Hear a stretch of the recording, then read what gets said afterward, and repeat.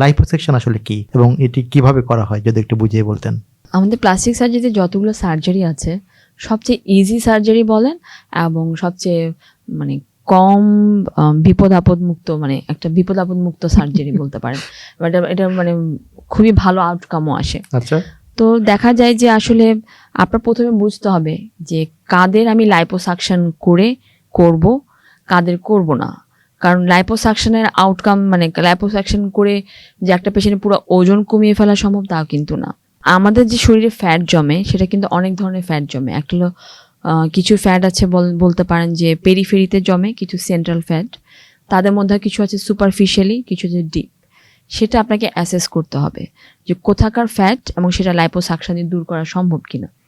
আর লাইপোসাকশনের মাধ্যমে সেটা আপনার বেলি ফ্যাট কমানো সম্ভব, তারপরে ধরেন যে আমাদের বডি কন্ট্রোল মেনটেন করা সম্ভব, তারপর ধরেন যে আমাদের হাতের মধ্যে যে অতিরিক্ত চর্বি মেদ থাকে সেটাও কমানো সম্ভব, এছাড়া ধরেন যে পিঠের মধ্যে মেদ থাকে সেটাও কমানো সম্ভব। তো লাইপোসাকশন কিছু না, আমরা পেশেন্টকে অজ্ঞান করে ছোট্ট একটা ছিদ্র করে একটা ক্যানোলা ঢুকিয়ে আমরা ফ্যাট চর্বি বের করে ফেলি।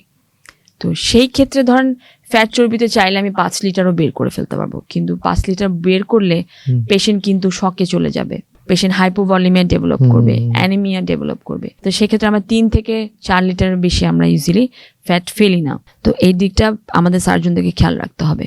তো লাইপোসাকশন একটা নিরাপদ চিকিৎসা। এটার মধ্যে আপনি অতিরিক্ত চর্বি যে শরীরে তল পেটে জমে বা আপার পেটে জমে, এছাড়া যে চিনের নিচে জমে, এছাড়া ধরেন হাতে জমে, পিঠে, এখানে করা সম্ভব। অতিরিক্ত চর্বি ফেলে আমরা ফ্যাট ওজন কমাতে পারবো না। আপনার যেটা হবে 2-3 কেজি কমবে, পুরোপুরি ওজন কমানো কিন্তু লাইপোসাকশন দিয়ে সম্ভব না। এটা আমাদের আপনার কন্ট্রোল আনা হয়, মানে অতিরিক্ত ফ্যাট ফেলে দেওয়া হয়, সেখানে আমরা একটা কন্ট্রোল আনি, অতিরিক্ত মেদ চর্বি দূর করে দিই। ভবিষ্যতে যেখানে হবে যে ওইখানে আর ফ্যাট সেল তৈরি হবে না। কিন্তু আমি আমার ক্লায়েন্টদেরকে শুধু লাইপোসাকশন কথা বলে মানে এখানে সব চুপ থাকলে হয় না, কারণ তাদেরকে আমি বলি যে ডায়েট ঠিক করতে, লাইফ মডিফিকেশন যেটা বলি, যে জিম করতে বা হাঁটা চলা করতে দৈনন্দিন, তারপরে একটা বডি ওয়েট মেনটেন করতে, তারপর মেদ চর্বিযুক্ত খাবার না খেয়ে পরিমিত খাবার খেতে, সময়ে মেনটেন করে খাবার খেতে, ঠিক আছে? এগুলা যদি মেনটেন করে সেক্ষেত্রে খুবই ভালো।